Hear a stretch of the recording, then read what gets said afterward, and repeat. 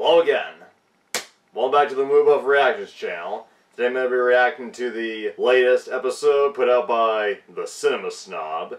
This is his review of Left Behind 3: World at War. And I know I don't usually react to recent Cinema Snobs that often, but I've done quite a few this year because some of them have been Patreon poll-voted episodes, which I helped cast the winning vote for, or they've just been special. And the Left Behind series is, the Kirk Cameron series, the original, is one that's always fun to go into and just riff the hell out of. And I have seen these movies on their own in their entirety, although it's been maybe about 8 fucking years since I last saw them, and with Left Behind 3, I don't remember much aside from the fact that Academy Award winning actor Lou Gossett Jr. is in it, and it's pretty fucking sad, but he's such a good actor that he can make even the shittiest of dialogue sound almost classy, kind of like Sean Connery and half the shitty movies he was in. Like, it's shit, but it becomes shit with class. And I'm a little surprised Brad got to reviewing the third Left Behind so quickly, because there was like a 4-year gap between the first Left Behind review and the review he did for Left Behind 2, Tribulation Force. So, yeah, this is a nice surprise, and I think I've rambled on enough. Let's see what he has to say, and see if the film still looks as bad as it was when I saw it 8 years ago. Folks, I know it hasn't been that long since I released an episode on Left Behind 2 Tribulation Force, The Hanging Body. but I have to get to Left Behind 3 quickly. Is it because I'm afraid of forgetting what even happened at the end of the second? Absolutely. I've already forgotten most of it. Okay, I remember Jason Jones was in the second film, so hopefully in the third, we'll find out what side he falls on in the World at War. And considering how in the second, the Antichrist had to pull the news feed to keep people from seeing the truth, it's hilarious that when I click on the Left Behind World at War website, this happens. From the poster, though, can't tell if Asylum Mockbuster of White House Down, Deep Impact, or Plane. Left Behind 3 was the last part of this particular set of Left Behind films, making it a trilogy, but does it really sum it up enough considering there's about 16 books? This one isn't so much based on the third book entirely. The movie comes from the last couple chapters of the second book, Tribulation Force, and also the first handful of chapters of the third, Nikolai, with a lot of stuff included that doesn't come from any of the books. Maybe there's more in the video game version. Taking the reins of director this time is Craig R. Baxley, which gives me hope, and I'll tell you why. This man directed Action Jackson. And starring another evangelical nutjob. Yes, we have finally reached heaven after all of these years. This one starts out happily. Damn it, just the studio logo. What about this one? I am seeing a bright light. Yes, studio logo, but the bright light doesn't the pure flicks of the old days. Where's this taking me? Yeah, that seems about accurate. Oh, and Louis Gossett Jr. is narrating the series now, I guess. Funny thing about a dream, when you're asleep, it all seems to make sense. Like hell, I never forgot my locker combination while my teeth were falling out. It doesn't take long for this to get weird. I've had sinking hole dreams. This is original. We're actually watching the person narrate it. I'm guessing he's the President of the United States, or snook onto the set of Murder at 1600, because this is the same Oval Office used for that. This is all 18 months after the Israel Treaty from the end of the second, and is marking the beginning of the 7-year tribulation, when no one can get any work done because of gangs shining flashlights into your windows and holding up a sound effects box. President Gerald Fitzhugh has a plan, though, but we need to stall for time. Perfect! The whole 1 week earlier cliche! One of the worst story structures you can do! Brad really hates this cliche. So I don't care. This is the most intense loading of Bibles I've ever seen. Clearly, I mean, they're all the Book of Mormon. Sure, Spooky will get these I'd rather watch that. or die trying. Ninja 4 has gotten preachy. But no, they left Chris Smith behind. He can't get mad. That's the title. Chris Smith continues his tradition of me having to double check after asking, so Chris Smith was a character in the others, right? I had to do it's that motherfucker. I may not remember him in life, but with this cutaway, I will always remember him in death. Damn, how could I have forgotten the character whose head was made of clay? Now we meet Vice President Charles Martin Smith. Between the three of you, you were in American Graffiti, Officer and a Gentleman, and The Untouchables. I never noticed him before. With Kirk and speaking only in Jesus. dramatic movie politics. Pun intended. I'm fighting for America, not against it. Oh, Toad, why? And just like the rest of the world, this is a new way. President Fitzhugh wants to give the Branch Davidians a shot. The Vice President warns that Nikolai is going to attack America with a biological weapon. They're stuck because they don't have Jack Bauer anymore. God raptured him on the grounds of just giving the man a break for once in his life. So far, the cuts here are the best part. What made you think that the United States is one of its prime targets? Is he still going to answer that question? Is that meant to be funny? Best protecting him, unless something explosion-y happens, and then, holy shit, I didn't sign up for this! I was just trying to impress my wife, I'm getting out of here! It doesn't matter how fake the rockets look, it'll still blow something up, where shockingly, the president is just fine. Not the first time that's gonna happen either. Ah, good, help is here. Mallory was a good man, a man you could trust. Know that.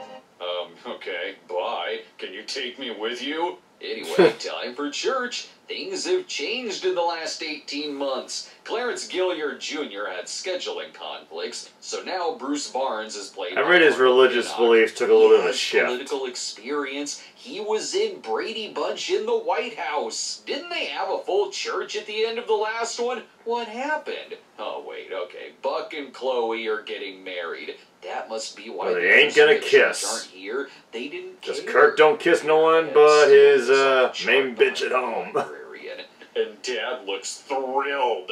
Let's get some horny vows in here. He pushed them in the second one to do it. To laugh with you in good times, support you in bad, to comfort you with my body. Okay, honey, I'm right here. Only Which we one will thing I never can do see. now, upstage their wedding with my own.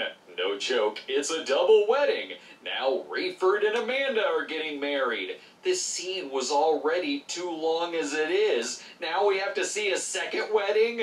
A lot of sex sounds gonna be going on in the house tonight. I barely remember Maybe who they'll Amanda foursome. is, but they're serious Wouldn't be about surprised. this wedding, so I just have to suck it up and accept it. Maybe I'll remember who she is later. I'm so happy for you all. I'm so alone. I'm Bruce. On with their hot night, dinner with Bruce and making plans. Oh, I don't know. I'm sure we'll find something to He's do. ditched the Decided to include hot teen wax heartthrob in their haircut. lovemaking. Ain't nothing that's gonna ruin this wedding reception. Really, Buck? You're still on call today of all days? Vice President Mallory Priorities. was assassinated. God damn it, get Billy Drago's face on the news. Bring him in ASAP. This scene still keeps getting dragged out for the Lord's Prayer. Can't tell this movie is stretched out from a few chapters and a couple books. And where's Nikolai Carpathia? He's always been the most entertaining character in these. We'll get to him soon. Let's pad it out even more by showing the president slowly go up the stairs in front of him. Then a slow elevator shot, and gonna get every second of him walking through the hall. God damn. I've been waiting here. Gotta get that several 90-minute hours. runtime. I'm hungry and had to order some food. I hope you like Taco Bell, they brought back the nacho fries. I like an administration that thinks inside. I must have missed that. And The after fries. the rapture, all restaurants are Taco Bell. This is another scene that's gonna get deep, isn't it? Look at the sky, Mr. President. What color do you see? You mean the actual sky or the backdrop behind you? And what's lunch without concocting my own Baja Blast? My assistant will give you Ecto-Cooler? everything you need, including awkward cut. I'm very flattered you remembered me, Mr. President. Gave a good blowjob. What did he do? Grab her ass? Scenes in this are simultaneously too long and awkwardly cut. And now for our own awkward cut, let's take a break. The stand music. We are back, and finally, Buck is gonna pay for those kidnapped orphan children in Little Piece of Heaven. I love that even Kirk wants to speed things along here. Option number 1, think about not putting a bullet into your head. Option 2, Option 1 is fine. Oh, damn it, I've got several more badass one-liners to use. Okay, let's continue, I guess. Thanks for taking the hood off. I recognized his voice. I knew it was the president. And he's still got some movie lines. answers now. Translate it. The answer is in there.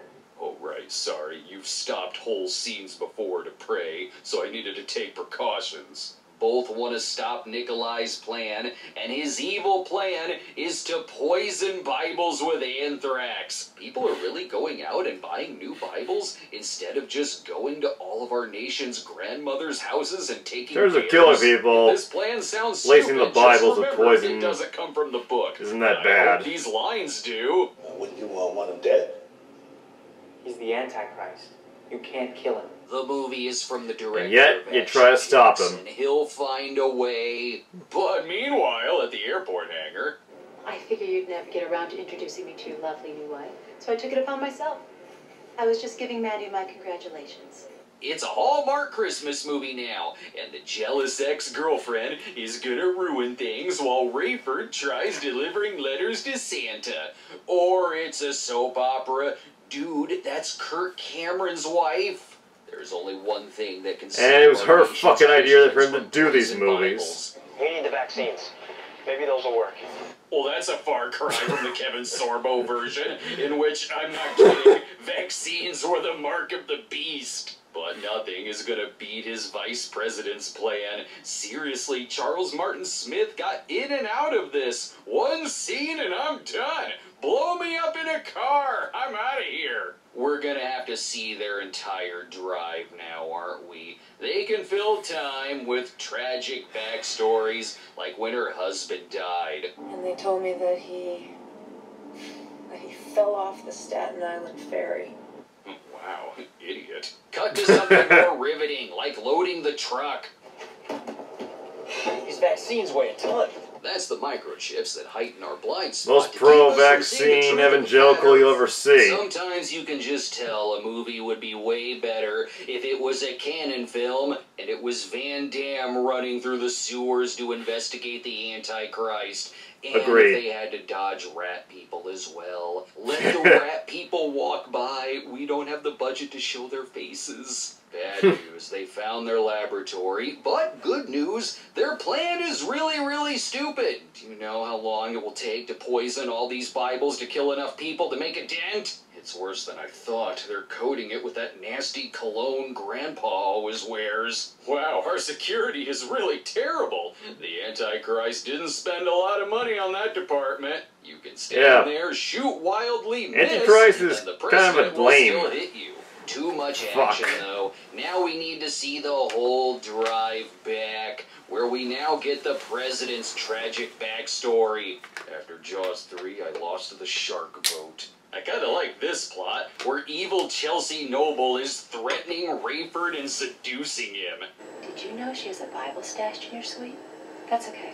I didn't report it. Ditch your new wife, and together we can buy... Probably from the fact that she doesn't really have that much sex and with turn Kirk. it into a Starbucks. She is straight up not letting it go. Damn, Why is a fraction of this movie a rip-off of Disclosure? And those poisoned Bibles got shipped out fast. Bruce is already infected? Did he not have enough Bibles in his church already? No matter, we've got several more actors lined up to play Bruce in case we lose this one. Take care if you drink this up, it's vinegar. But, fake out dream sequence! But not really. I don't care. I didn't care if he lived or died. Like a half fake out dream sequence. They've got all hands on deck. Richard Fitzpatrick plays Major Kent. He'll study their every move. He's been in a ton of Hallmark Christmas movies. Now on with hacking. Either that or Pure Flex. Showing all the places Nikolai will strike. I should be safe. Oh crap, I'm screwed. And they looks have like their New Hampshire's weapon fucked. abruptly ending the scene. Yes, sir. Same 3 cities. Well, let's not let World War III interrupt this romantic date setting. And like everything, it's all interrupted by Dad. Hey, you know where your wife is? Control your woman, Buck! I can't fly a plane with her making several complimentary nuts jokes. Earlier, Keep your Kirk was bitches wanting in to line. speed the scenes along. The way of Now Christ. God is... Heavenly Father, we need your guidance. God, Lord, is that you? Oh, That's awkward. Louis Gossett Jr. Close enough. This doesn't feel like the third part in a trilogy. It feels like a messy episode in a political thriller TV series. Everything is so scattered and random, I can't tell who the main character is. When series regulars show up, I'm sitting here like, oh, right, Chloe is in this. Earlier, I was even like, oh, right, Kirk Cameron is in this. It's like I'm watching country music channel Power of trying to Gossett land it Jr. into a Jericho TV series, where its biggest villain is padding. What a day, what a glorious day, what a glorious... Well, with karaoke that bad, he's definitely going to be in hell. He's making up rules as it goes along. Because it's Lord of the Rings now. Look, all I'm saying is Stephen King is better at surprise psychic connection characters, because at least then, I guess you kind of expect it. In this... They that wait upon the Lord will renew their strengths and mount up with wings as eagles. It's a whole movie made up of scenes that you could lose and not miss anything. My God, I've got it now. We throw the poison Bibles into a volcano or something. I don't know. I'm a little fuzzy on my fantasy stories. He's got to get to Chicago to save his daughter. If they can make it past security and Ice Queen Hattie, who is here with attitude and twists. How far along now? 3 months. Does Nikolai know? She's carrying the Antichrist's baby. Kirk's biggest... I think he would. Yes, He's the and Antichrist. Where this movie will fall in the abortion debate. No matter, it's never mentioned again. Another plot line done better by King. Because Nadine didn't show up to say, I'm pregnant, then leave, never to be seen again. But it is sad to see how the president and Nikolai's friendship That's the most awkward hug Truly, ever. no one knows him better than Nikolai. You look different today, Gerald. There's something new in your eyes. You're right. I did get a new jar of head wax. Pick whatever excuse you want. That's the end of that scene. He's back in the war room now, taking down Nikolai the only way he knows how. Haven't been searched yet. This is porcelain. You have a very weird collection, sir. This is a foolproof plan. No Antichrist can survive being Word shot from with a Malkovich. plastic gun he took from a Time Crisis arcade machine.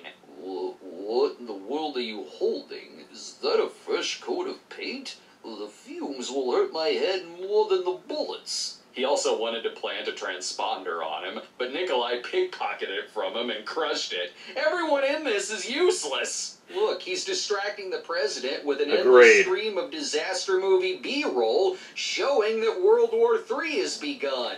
It would have been easier to just show the Cinema Snob episode on World War III. Great episode. I knew I should have brought a weapon stronger than simply breaking the skin with a tiny pellet. See, he can sew that suit back together just fine. Don't mind him. He wasn't a true believer in toy guns. And right before the president was going to answer the question, the sky is green, as in obvious green screen out the window. I'm guessing he'll fall since Nikolai said, "Nice of you to drop in." Oh, that looks horrible. He's fine. Seriously, yeah. He is. That's just how stupid and convenient this movie is. I forget. That's not humanly possible. Even the Antichrist is calling out the bullshit Yeah, here. why did he survive? He's the smartest one in the film, because he's the only smart one in the film. We'll be right back. The movie has 25 minutes left. Will it solve World War III and take down the Antichrist? We'll see.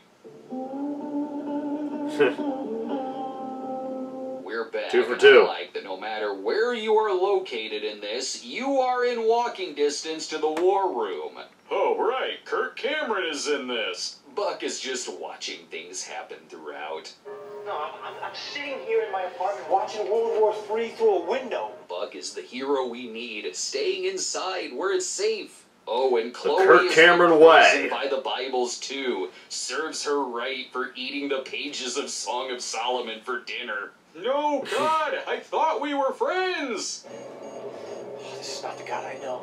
Really? You've not seen bad things happen to good people? Do you really know God, Kirk? I also like how 3 movies in and people are still surprised by the Antichrist. You want me to believe that he's bulletproof, and you fell out a window and walked away? I could understand her having questions about the falling out a window part, but everything else checks out. My favorite is when Kirk is angry at God and says, "Fine, I'm going to Chicago anyway. What are you gonna do, kill me?" Then God gives him a busy signal so he can't arrange tickets. We've now reached the point in the film where it's being padded with previous footage of the very movie we're watching. Hell, even Bruce dying is stretching this out. Christ, I thought he died like 20 minutes ago. He's still going. Couldn't go quick enough. Real awkward. Hey, Ray, look behind you, you idiot. Oh, no.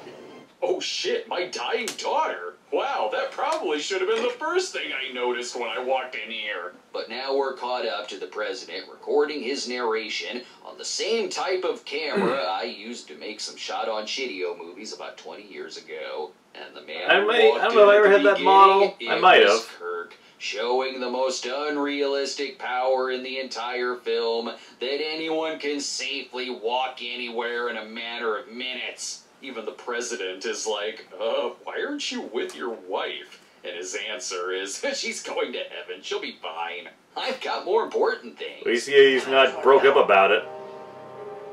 And I don't want you to go to hell. This is just an elaborate plan for Kirk and Chloe to have their honeymoon at Camp David. So sure, with World War III happening and bombs going off in the background, let's do this confess your sins conclusion like I'm watching an Estes Perkle movie with After Effects. How is there only 12 minutes left? And why is it still being padded with dying Bruce? It's such a casual conclusion. Maybe the makers of this film Dangerous like here. seeing black We'll people take in our pain. time and act normal. Then back to the dying and slowly praying Bruce again. My God, this movie is bad. All Nikolai really does here is just hang out in his office till people slowly, very, very slowly, walk to him and maybe something will happen. And something does. When this movie is backed into a corner, God gives the president invisibility powers. I'm being serious. Huh, I guess that's normal. Probably just some kids hitting the buttons. It's not like the first 2 movies were great. Also, now They God were better intervenes. Left Behind movies I saw. Maybe because they at least base themselves on mostly whole books. Whereas this is just a punishingly stretched out movie version of just some chapters. I'm guessing because that helped the movie's very, very limited budget. It's comedic how long it takes this guy to die. Saul from Windy City didn't take this long. Comedy death scenes don't take this long. Even when he does die, I'm like, Oh, master! This is a movie where the big plan is, I'm going to record everything he's saying on the phone. That'll convince them to send the bombs our way. The one thing Nikolai hasn't predicted for whatever reason. Also, with Bruce dead, let's now have Chloe die for a long-ass time. I'm kidding, she has an antidote. Drink this wine and live.